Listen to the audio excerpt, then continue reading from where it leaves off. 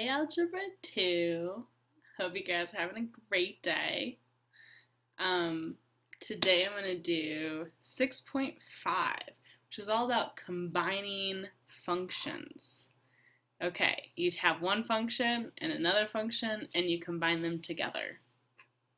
Okay, so that's what we're going to do. Cool. Alright, in general, we have 4 different scenarios.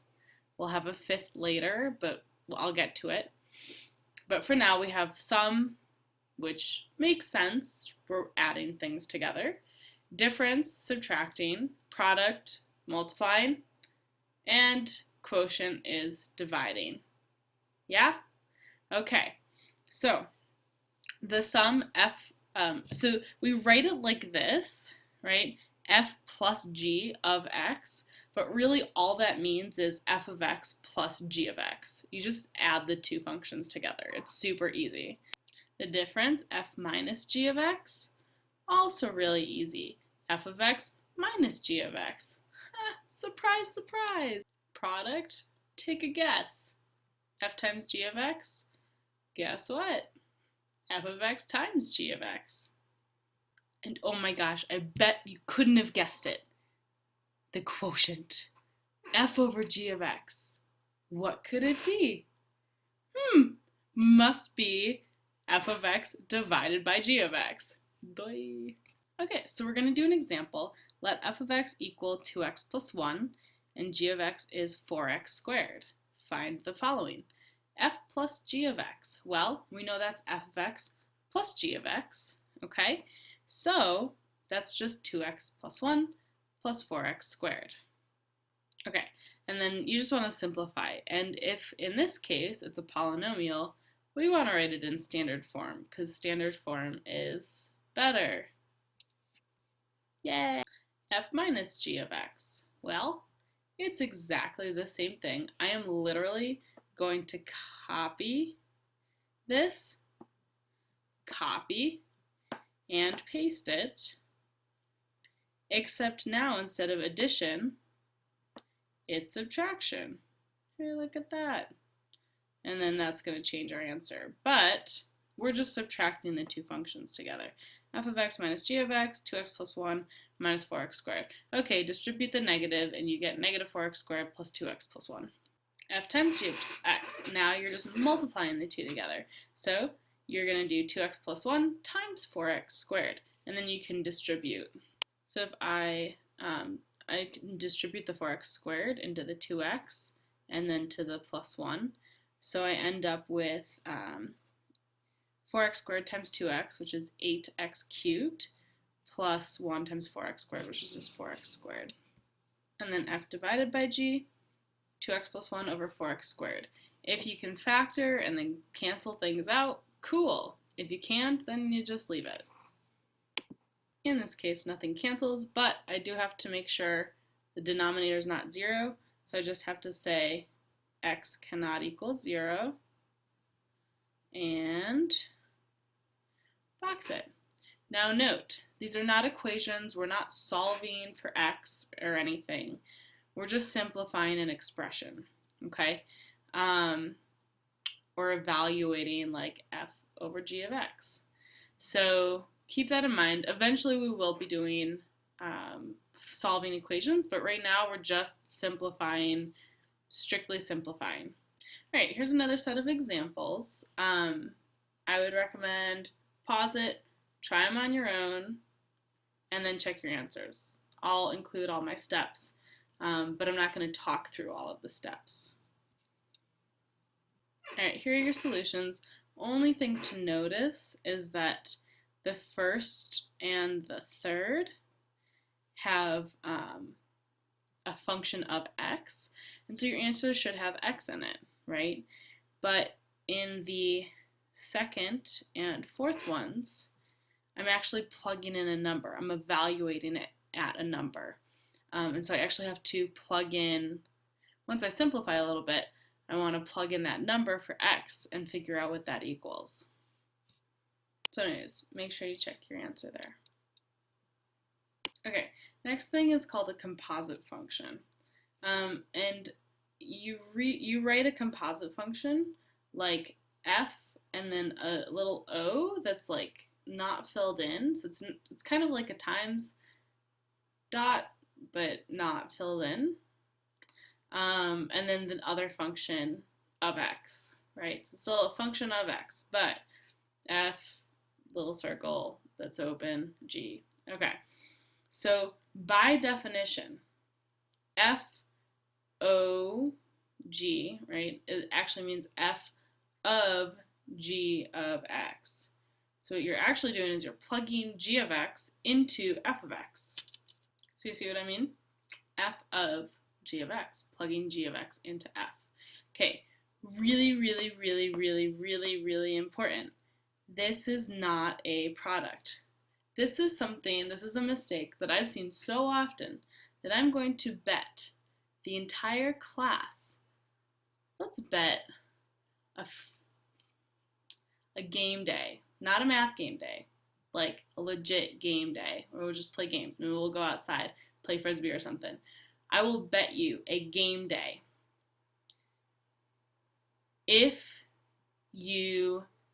no one ever makes this mistake and nobody ever multiplies these things together, I will give you a game day. If one person makes this mistake and multiplies the two functions together, bummer day. You guys are going to owe me something. Maybe like an extra homework assignment or something. Okay, I'll think about it and let you know. But let's do that bet. So let's do a few examples. If I have g of x, which is x squared plus 1, h of x, which is x minus 1, and m, which is the square root of x, find g of m of x, okay? And so what I'm going to do is I'm going to write that as g of m of x first. Then what I want to do is actually replace my m of x here with whatever m of x equals, which is the square root of x. So now this is going to be g of the square root of x. And now just like we normally use functions, right? Anywhere I saw an x in g, I'm going to replace with the square root of x. So g of x is x squared plus 1. So it's going to be, instead of x squared, it's going to be the square root of x squared plus 1, which actually simplifies nicely to x plus 1. Box it. Okay, for g of h of 4, I am merely plugging in h of 4 into g. So remember, it's parentheses, so you gotta work from the inside out, okay? So first I gotta figure out, what is h of 4 equal to? Good question. Well, h of x is x minus 1. And so if I plug in 4 for x, I just have 4 minus 1, which is 3. And so now what I'm doing is I'm replacing h of 4 with 3. So I just want to say, oh, okay, g of 3 is what? I'm plugging 3 in for x in g.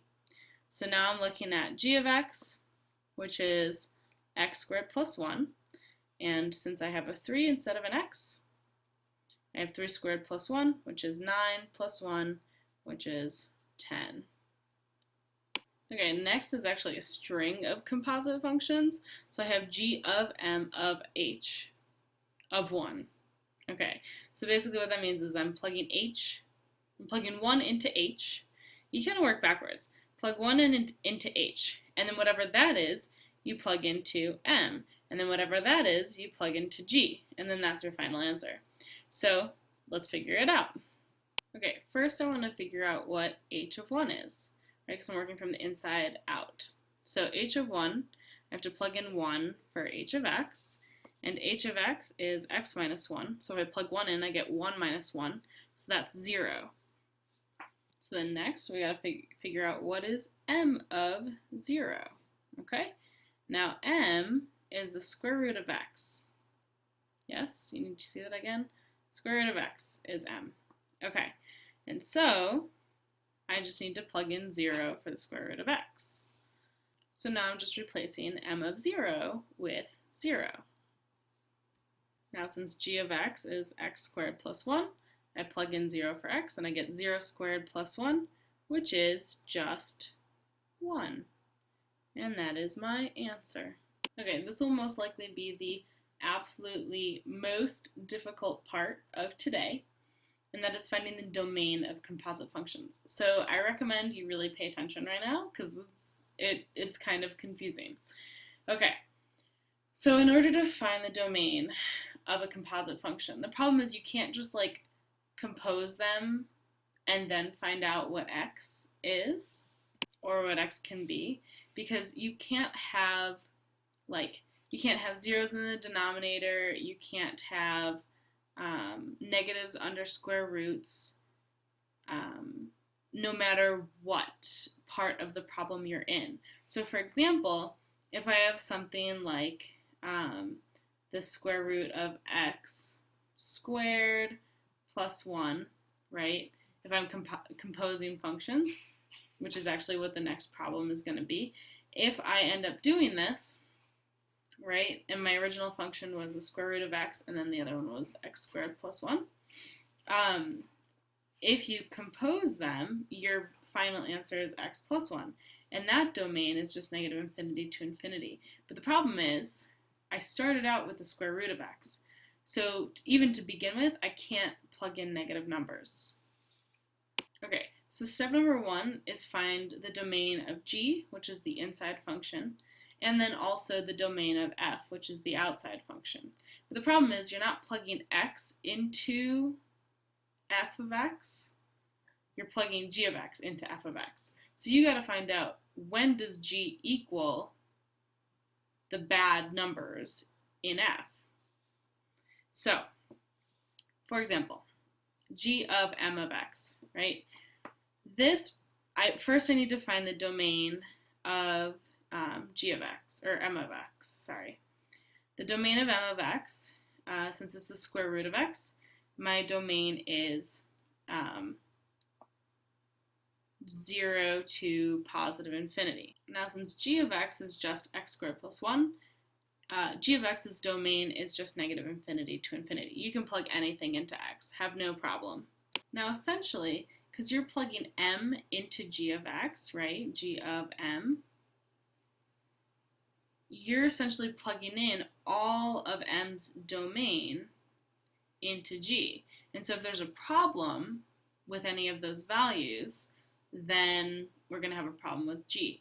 But conveniently, in this case, g of x only has the domain negative infinity to infinity, so we are only restricted by m of x's domain. So the domain of the composite function is just 0 to infinity. Those are all your possible values of x that you can plug in.